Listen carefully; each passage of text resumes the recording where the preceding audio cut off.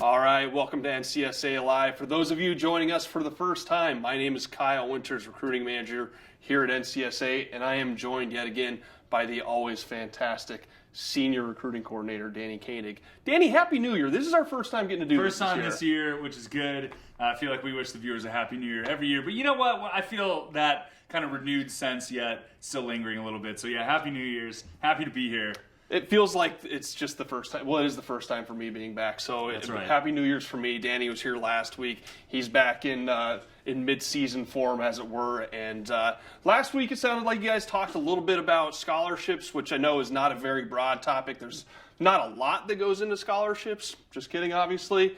And so this week we're going to kind of try to piggyback off of what you guys spoke about last week and just add to that and be a little bit more specific. It sounded like you guys talked a little bit more about some of the different factors that go into redshirts, some of those types of things. I don't know if you wanted to recap kind of what you went over last week just briefly. It admittedly got a little bit messy, right? Because we were trying to define a lot of different things and categorize these things, and I think you had touched on it earlier. It's just not that straightforward all the time. So we're doing our best to throw a lot of information out there, and scholarships is a really big one. So today we're talking about how to get an athletic scholarship. So we're not necessarily talking about what those scholarships are anymore, or we're starting to put that into practice, what that's actually going to look like, and some of the steps you need to start taking to leverage opportunities to earn that scholarship. But again, a very difficult process. Yep. I think a lot of people that we work with, close to 90% of them, do report that they were earning some kind of financial aid in one way or another to play their sport. But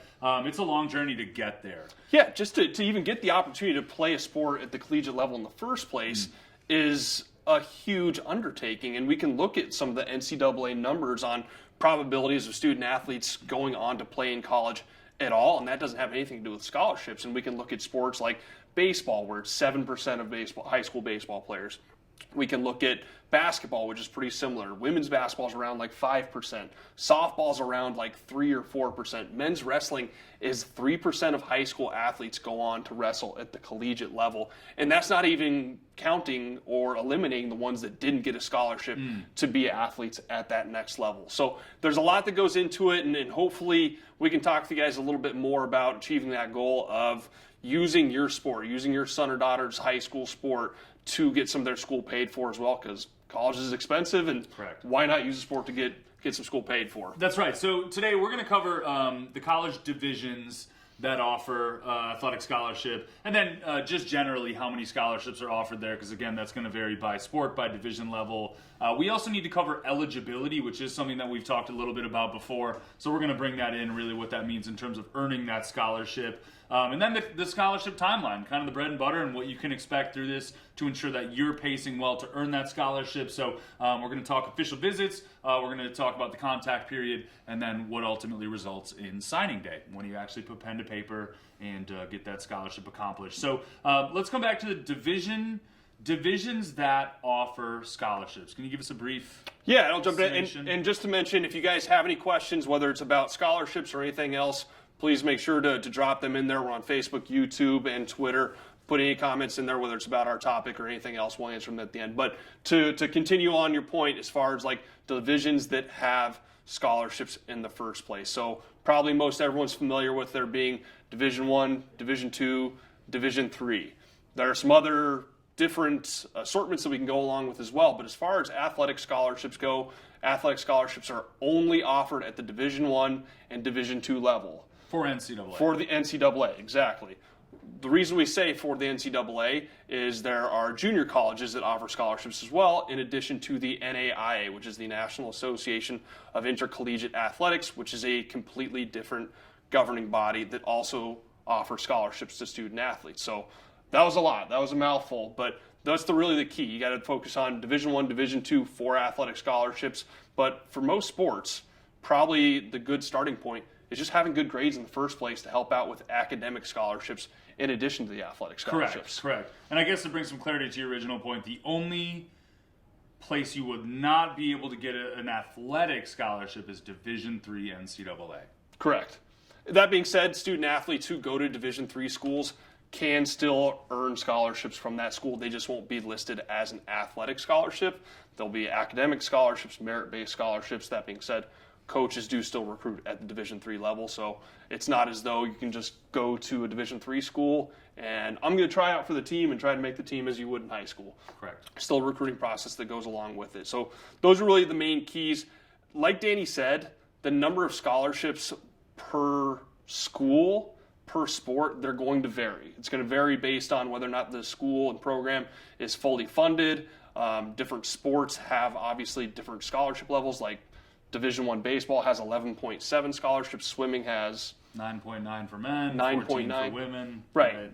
Which 9.9, obviously that's a weird number. That's going to get broken up among several different student athletes. How many athletes does a D1 swimming program typically hold? I mean, in some cases, they're only able to score 18 of those members at a conference championship or an NCAA championship. Now, they will carry more than that, and they can offer scholarship to more than that. But, yeah, we touched base last week on the head count versus the equivalency, what that means for different divisions and how they can break that up. So, again, I think, the important piece is here that some of those scholarships can be broken up. It's not like you get a full ride and then, maybe your teammate does not. You can actually get a 50% or even, like if you're on a book scholarship, that's like a 2 or 3% scholarship. Take right? it. That is possible, right? So even at the Division III level, and you would touch base on grades, which I'm always happy to hear people bring up grades as a part of this process. That honestly, genuinely is probably your best route to earning a scholarship. Because I would say, I don't know about the majority, I don't know if that's fair, but a lot of programs are not fully funded. Mm-hmm. So those coaches are actually relying on a student athlete to get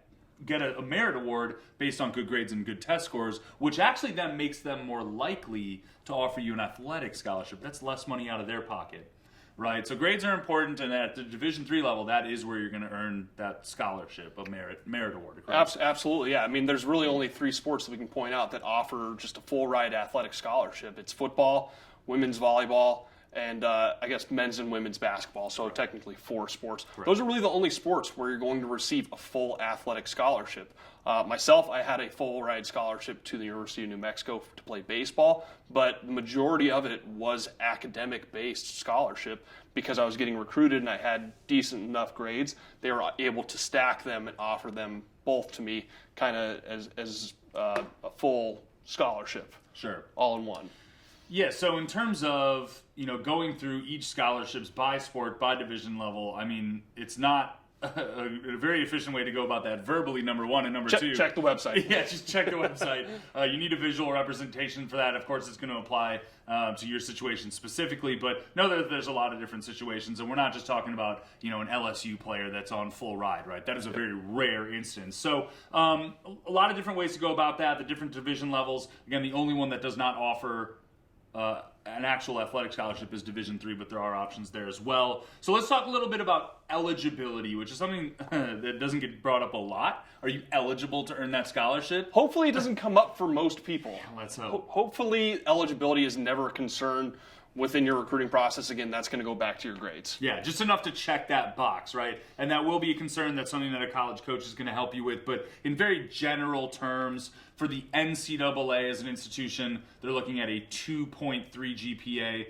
and that is calculated on core courses. So math, science, language, right? And that's 16 courses that are approved by the NCAA, right? So 2.3 and above in courses that are not gym or driver's ed, basically. And then, of course, there's going to be a corresponding ACT, SAT score to make you eligible to earn scholarship. Correct. That would be what we'd call the sliding scale. Again, that gets very deep and grainy and goes into way too much detail. You can find that on ncsasports.org. But the really thing to note is that if you're not eligible to get a scholarship, essentially you're not going to be eligible to play at a 4-year school.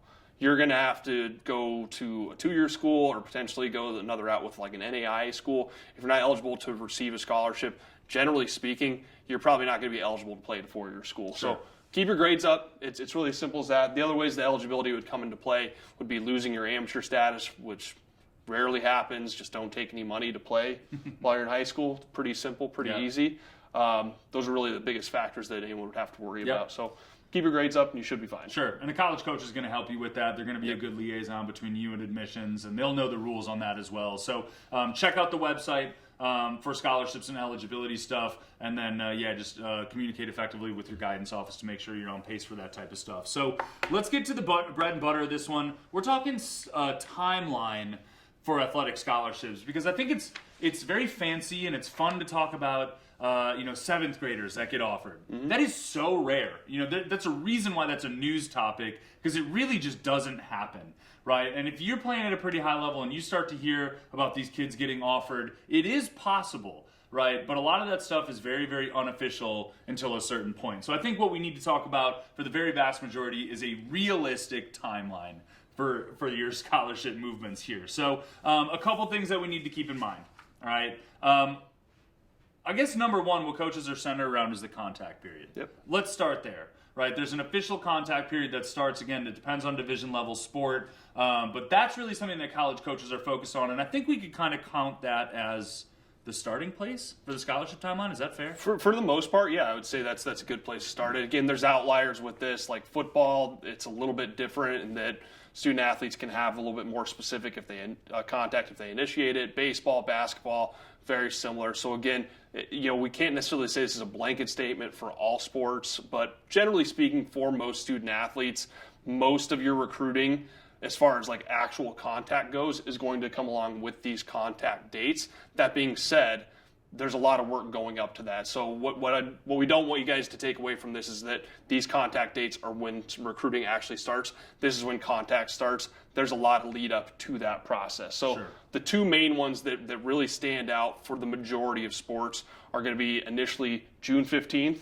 That's going to be for a lot of schools and programs where they can start making direct contact. They can start sending direct emails, personal emails. They can start making phone calls. They can start making verbal scholarship offers to student athletes. Again, that's the majority of sports, not all sports, but June 15th.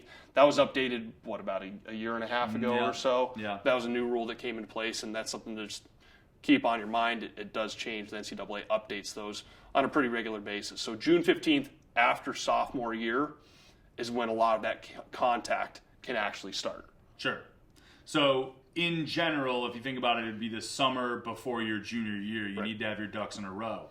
Because when that coach is reaching out, again, that's not the day that recruiting starts. They are using our system to build their prospect lists and figuring out who their top prospects are that they want to contact initially. And then from there, after they've kind of figured out what they want to do with that initial contact period, they're really trying to figure out in that process who then they are going to invite to their official visits, right, which is a narrowing process. And they only have so many, and you can only host, X number to make that an effective visit.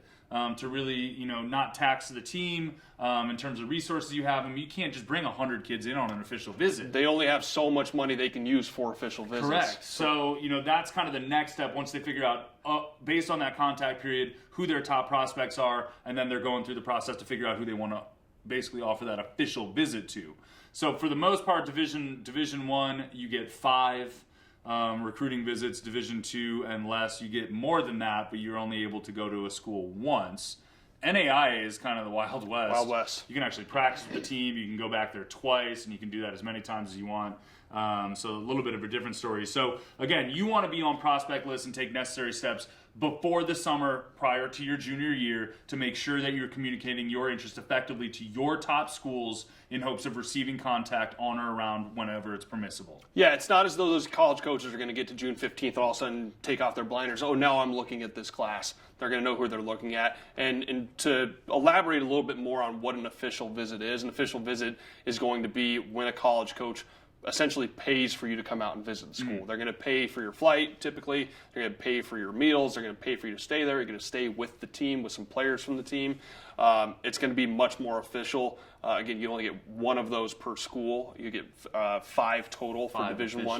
Yeah. 5 official visits. You can take as many unofficial visits as you would like throughout the process. But to get to that point, there's a lot of work that goes into it. And one thing that I know in talking with some of our recruiting coaches, that's actually sped up the recruiting timeline and the scholarship offer timeline from some sports where typically it used to happen a little bit later. So sports like track and field, we're starting to see more scholarships being offered in the fall of junior year, with the official visit date being now is August 1st. Yes. It's now they can start taking official visits on August 1st. More student athletes are getting offered scholarships in the fall of junior year in a sport that used to wait until senior year, wait till the spring of senior year in some cases. So in a lot of cases, it sped up the timeline. You want to be on track to get an official visit by August 1st. So again, to kind of recap and bring it back, you need to, if you're an underclassman, you need to start building up your contact points with your top schools of interest, because if a college coach is reaching out to you on or around the official contact period, they're very serious about you. They are reaching out to their top prospects, and then in that time from the official contact period until when their official visits happen, which again is totally up to the coach, but they are using that time to figure out who they're going to offer those visits to.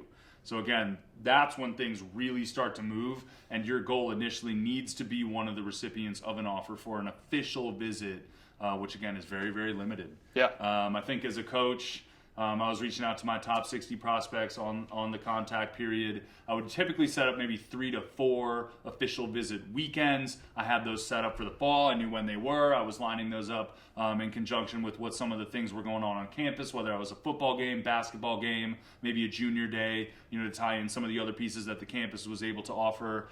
So that was very calculated. And again, I had basically openings, and I would start with my top prospects. Can we get them on one of those weekends? And then I was moving down. So that was, again, very calculated, and things started to move very quickly. And of course, in there, you're peppering in unofficial visits and phone calls, and in some cases, you're starting to work on the underclassmen as well. So it moves very, very quickly. And of course, so we've got the contact period. We're working towards official visits, and then after official visits, we're trying to get to that NLI. We're trying to get to signing day, right? Yep. Yeah. So ideally, you've taken your 5 official visits. In a very ideal world, you've got scholarship offers from 5 schools, maybe a few more. All right, you can offer those that did not come on an official visit. I would take that. Yeah, right. And then we're moving towards signing day, which is hopefully where you've got, and then you do it in high school. And signing day, to note, is going to start in the fall of senior year. So you don't really want to still be going through the recruiting process senior year. You want to be finishing up by the fall of your senior year. You want to be using that senior year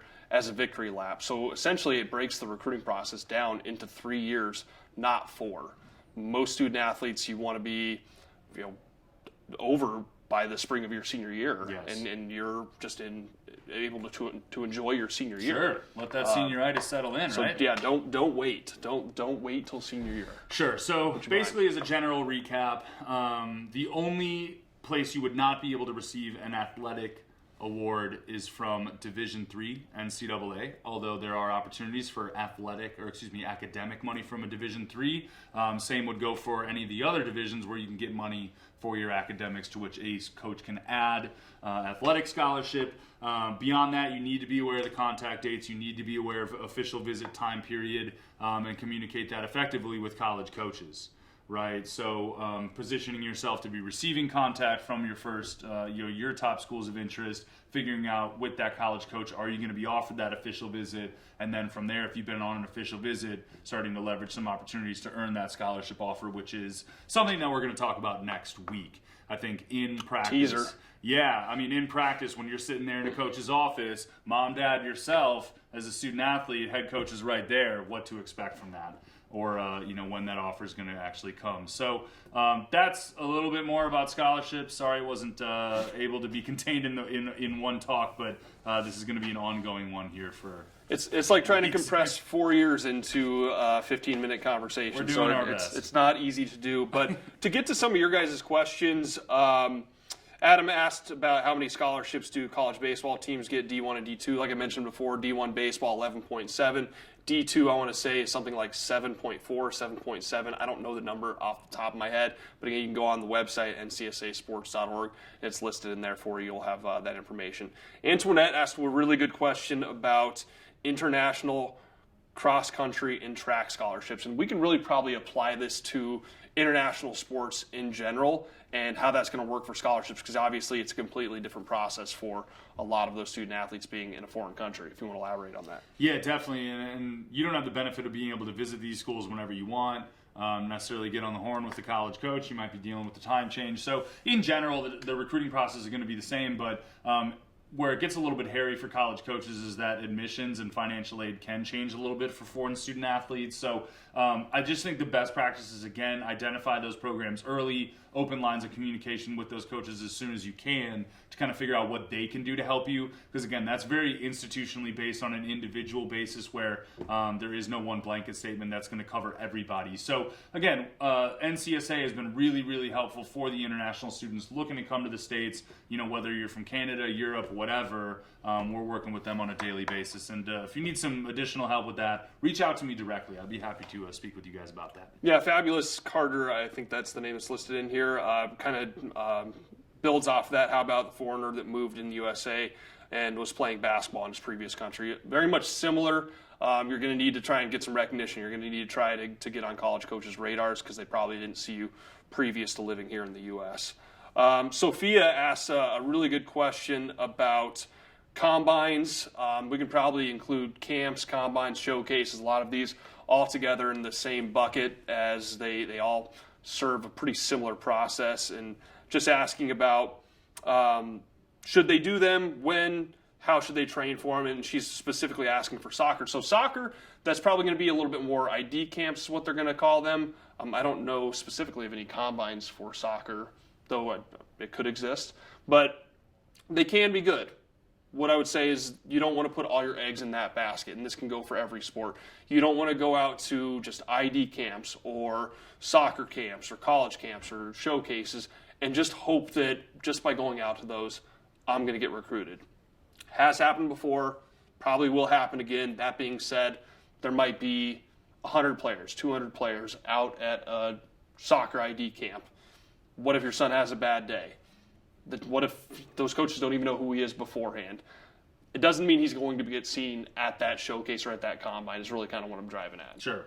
I think your best route is to kind of reverse engineer that. Almost being invited to an ID clinic for soccer should be a byproduct of doing some other things in recruiting to get you to that point. So if a coach is very interested in you, they will invite you to their ID camp, and that's usually a really good indicator of good things to come. So you shouldn't be relying on that as a way to get in front of college coaches. You want to do some other things to kind of control that beforehand in hopes that you're going to get that offer specifically from a college coach who wants to see you in person. Yeah, that's really the value of the NCSA profile. There's a couple more questions very similar about that. Tara and Kristen Tara asked about receiving 9 camp invites. Does that mean they've seen you play travel ball out of state? And Kristen asked, when you're an athlete gets invited to attend a camp, how do you know if they are truly interested or if they just want your money? And it's really, there's not a great way to know. Coaches are sending out camp invites to as many student athletes as they possibly can because, just to be fairly frank, a lot of the camps are going to be fundraisers for these coaches and for those programs. One of our VPs of recruiting here, April Hall, was a former college volleyball coach at Ohio State. She talks about their camps being one of their main fundraisers for their program each year. That doesn't mean that they didn't also find an athlete or two at those camps, but at the end of the day, they can be a fundraiser, and you want to make sure that you're getting as much out of it as you can out of the money you're putting into recruiting. So at the end of the day, you don't want to spend $10,000 a year going to camps all over the country to not get recruited. You want to get your money out of those and make sure that you're taking steps beforehand. And I don't know if you want to touch on that and talk about what steps they can be doing beforehand, setting up the profile, reaching out. Some of those things are going to be huge. Yeah, don't pay $500 for a free camp T-shirt, right? Is kind of the saying. So, just communicate that with college coaches. I think you touched on something there early. How do you know if a college coach is really interested? Well, you can ask, where did you find my stuff initially? Is this a mass mailing to every club in the area, or did you see me beforehand and is this personal? If it's addressed to a student athlete and their family directly, I think that's a pretty good sign. Could be. But if you're in the official contact period, email that coach back. I mean, you can email him at any time. Give him a call. Right? Just say, hey, coach, got your correspondence. This is pretty cool. I'm pretty intrigued by your program and your school. Could we possibly set up a time to talk a little bit more about me as a prospect? Right? And if they're willing to do that, I think things are moving in a good direction. If you don't hear from them and they just kind of keep sending you their camp flyers, I think they just are trying to get their assistants paid at that point. So again, that's not going to just be for anybody. Be intentional about that. Generate the target list of schools first, and then figure out where those coaches are going to be, and then go there once you know that those coaches are pretty serious about you. And that's a big aspect of things that we talk with families about is how trying to figure out how to determine what's what, and as things progress over the entire course of your process, being able to figure out where your money's going to be most valued, what camps, showcases, combines, visits are going to be most important to you guys as a family. Erica said her son just is a senior and just received his first official visit with UCI. I'm going to guess maybe University of Chicago, Illinois for track, but that's awesome. I think it's UC Irvine. UC Irvine? That's a pretty. That's probably more so. We're in Chicago. I mean, that's what I. UC Irvine would be probably UC Irvine. But either which way, really good. My buddy played baseball there. That's a good school too. But congrats. I would say if he's pumped about that school, take it, get as much as you can out of it, but also I would say probably try to leverage it a little bit too. Yeah, definitely. And I think for you guys in particular, depending on when that official visit is, you guys should tune into the one next week when we're going to talk about Teasers when you're that official visit, whether you should expect a scholarship, how to ask, and what to expect out of that process. But ultimately, very, very good if you're going on an official visit anywhere. For sure. Sherry asked about what a junior day is considered. A junior day is going to be, you hear that in football a lot, where you and probably a lot of cases several other student athletes are invited out to visit a school. Typically, you're going to go watch a football game. But it's a good sign. It's a good sign that those coaches that they're interested in you coming to that school as a prospect. Again, that's not the end all be all. It doesn't mean your process is over. Fly the banners, but it means those coaches are interested and want to get to know you better. Sure, no, really good stuff. I always loved junior day as a coach because it was kind of like the first, almost like an opening, like kickoff for the recruiting season for that given class. So it was kind of a low impact way to get to meet some people, see who's interested and willing to make a commitment to come to you. Plus, a lot of that was tied in with some of the other things that the campus, the school, was putting on, whether it be talks with professors or tours. I always really liked junior day, and that's a pretty strong early indicator that coach is very interested in what you're doing. Yeah, to clarify, it was UC Irvine. I'm an idiot, so sorry about that. Congrats, that's awesome. That's a really good school. Judy asked a question that's kind of hard to answer, but she's asking what determines if a school is D1 or D2, and that's really that school. That the school gets to determine that in addition to the conference that they're in a lot of cases. So you will see some schools that will move from Division I to Division II or other way around, and vice versa. It does happen. It has to do a lot with how many people are going to the school. It has to do with the size of the school in a lot of cases, though there are some outliers like a Grand Valley that has 20,000 plus student athletes there, but is a Division II program. Sure. Typically, Division I schools are going to be your big state schools that have tens of thousands of students that are just in attendance in the first place. Typically, although I was at a Division I program that had 3,300 undergraduate students. Ooh. So kind of interesting, right? A lot of different factors up to the athletic department. I coached at a school. It was their first year as a Division I program, and they had previously spent the 4 years before transitioning. And that's a very transparent, crazy, the compliance there with the NCAA and making sure that you're capable of functioning at a Division I level. I can't even imagine what the administrators have gone through, but yeah, for sure. Interesting. For sure. A couple quick hitters here. There's a question about if the admission office invites her to tour the college, what does it mean?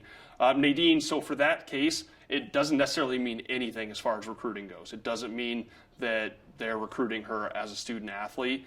If it's coming from the admissions office, you'll know because the coaches will be reaching out to you guys directly. That means that academically they're probably interested in her as a prospect, but doesn't sound like necessarily as an athlete at this time. So I would make sure to reach out to those college coaches directly, which we can kind of go into. Someone else asked about as a sophomore, John, can you reach out to coaches during the sophomore year prior to the contact timeline? And can they respond if you do reach out to them? And so we talked about it a little bit before. You can reach out to a coach at any time. There's no restrictions for student athletes. You guys can start emailing coaches. We absolutely recommend it. Do it. Get your name out there. Certain sports, the coaches are not going to be allowed to respond to you at the Division I, Division II level. Division III, NAIA, junior college, they can respond at any time. Okay, I know we're getting a little bit in the weeds here. And again, this is certain sports as well. So for like baseball, if a freshman picks up the phone, calls the coach answers, they can talk to them. Softball, lacrosse, other sports, they can't do that. So again, there's a lot of factors here. I know it's relatively complicated. That's why we talk to the families about this on a regular basis, because every sport's a little bit different. They have different variations that they have to work through, but it's never going to be a bad thing for you guys to reach out to coaches. Sure, yes. And preferred by college coaches. So just understand your timeline, whether or not that coach can get back to you. That's actually one of my favorite things about our system is your ability to see which coaches have opened your emails and which coaches are looking at your profile or following your profile. Because at a time for these high-level sports, and those coaches can't communicate back to the student athlete, you can get an early jump on understanding if that coach is actually interested in you. I love that about our system. Absolutely. We'll finish up with like one or two more here. This is kind of a vague one that probably is vague for you guys as well, but if a coach asks for your club schedule and provides their cell phone and says, keep in touch, how do you move to asking about athletic scholarships? Well, if they give you their cell phone number, call them. That'll be the first great start because you need to start having conversations with them. Call them, let them know when to call you back, let them know when you're available. Try to get them on phone, try to start building a relationship with them. You're not going to be able to ask about a scholarship if you've never talked to them before because that's not going to be the first question you ever ask a coach. So when they say keep in touch, keep in touch. Update them, send them information, ask them questions, anything you can do. Yeah, I think generally you just want to let that coach know that you're interested. You don't need to spam them twice a day with your practice times or things going on. I would say like maybe once a month, unless that coach is looking for something more specific or specific results. Just that continued conversation. Hey, coach, I'm still out here. I'm still interested in your program. And that's really all that messaging needs to be for the most part until things start to get a little bit more serious. Awesome. We'll finish up with this email from Kelly. We have a bunch in here, so thank you guys for all the questions. We'll make sure to go back through and get as many as we can answered offline. But Kelly asks, how does the player make the transition from email communication to actually figuring out if the school has any interest? They respond to emails, but nothing else. When is a player nagging the coach? So again, this is pretty similar to other questions that we've answered about today. It's hard to know, and it depends on what maybe those coaches are responding with. Are they sending you guys back generic information, questionnaires, is it more camp invites, or are you guys sending them questions and they're answering your questions? Are you guys asking them questions that are going to help push the conversation further? Are you going to ask more questions about your student athlete, what they think of your student athlete, where they're at for his graduation class? These are questions that are going to keep the conversation going back and forth, and maybe even just asking them, hey, can we set up a phone call? Yeah. That's going to push the needle a little bit forward. Yeah. That's going to help you out in getting to that next step. Again, that's tough. It takes a lot of practice to get there. Yeah. Asking the right questions. Unfortunately, not every college coach is going to be interested in every athlete that comes their way. And it goes with anything else. Like if you're applying for a job and that employer is kind of pushing you around and delaying, I don't know that you should continue to push for that. But like you had said, a phone call is it's a solid commitment from that coach that they actually want to hear your voice and hear what kind of questions you have. But I think there needs to be a purpose to that too, towards like, hey coach, would love to set up a time to talk. I have a number of questions I am wondering about in regards to your program. And if the coach is willing to hear you out on that front, I still think you stand a chance. If the coach is kind of wishy-washy about it, might be time to check out some other avenues. Yeah, perfect. When it comes to nagging, if they're not responding to you, maybe a couple of emails, maybe one phone call. If they don't get back to you, they don't respond at all, put that on the back burner for the next 6 months. You don't want to wear them out. But there's obviously a line there. But awesome. Thank you guys again for all the questions. They were great. We're going to dive into the commitment section, which I know is Danny and my favorite section. Love it. To go over. I just want to read the third one. You can read the other two. Great. I don't even care. The third Cool. one I think is the awesome. third one's a good one. I think everyone's going to enjoy that. So again, the ring the bell section. Anytime anybody here commits that we're working with, we have these big bells upstairs that we ring to let everybody know that someone has committed to their school of choice. So we have 3 here today. We're going to start with Aiden Schneider. He's a football player out of Windsor, Missouri. He's going to Rose-Hulman, which is an outstanding engineering school, Division III program. They're actually the Engineers. That is like their official mascot. And that's in Terre Haute, Indiana, part of the Heartland College Athletic Conference. But great school. Hopefully he has a good 4-year playing experience there while coming out with an excellent degree as well. Second, Ethan Katz. He is a runner. He's a track and field runner out of Louisiana. He's going to Dickinson College, the Red Devils of Dickinson College. That's a Division III up in Pennsylvania. So he's going from Louisiana to Pennsylvania, the Centennial Conference. But Dickinson's also a very good school. Louisiana, Pennsylvania, they're pretty much like the same place. Oh, yeah. I won't be a culture shock at all. No, that's awesome. Congrats, Speaking Ethan. of culture shocks. Speaking of culture shocks, Abby Thorne, lacrosse player from Adelaide, South Australia, committed to the University of Pittsburgh, the Panthers. D1 school out of the ACC conference. That's awesome. That's really cool. Glad we were able to help you out. Obviously, again, coming from the other side of the world to get an opportunity to play Division I sport here in the U.S. I'm assuming probably getting some good scholarship money as well if you're making that long trip. So congrats, Abby. Congrats to all of the student athletes in our commitments this week. Let us know your guys' commitments. If you're a student athlete committed, shoot them over to us. We're more than happy to shout them out and celebrate your guys' successes and victories as well. Here the toilet water flushes in the other direction in Australia. That's the Simpsons episode. I don't think I was lied to by a cartoon. That's where I get most of my information. Cartoons never But lie. I think the lacrosse balls still bounce the same way down under. Probably. So, yeah, a little bit of culture shock maybe with the way the toilet water is spinning. I don't know, but I trust that Abby's going to be able to figure that out. So they'll take good care of her over there in Pitt. I'm sure of that. So next week, we are going to continue on with our scholarship talk. We're putting this whole thing into practice. So we've talked about what the scholarships are. Today was a little bit more detailed guidance on where that's going to come from and what to expect through that process to kind of work your way into that situation. And next week, we're talking about, okay, you're there. What to expect, what kind of questions to ask, really kind of putting that into play. So awesome. Check us out on social media I'm going to get this right one of these, at DKnig, Danny K. He was an answer. Coach Danny. NCSA. Gosh, Coach Danny, NCSA. Mine's Kyle Winters, NCSA on Facebook. Hit us up on there if you guys have specific questions or want to reach out to us about anything. But otherwise, we'll see you guys next week at 2 p.m. Central Time on Tuesday.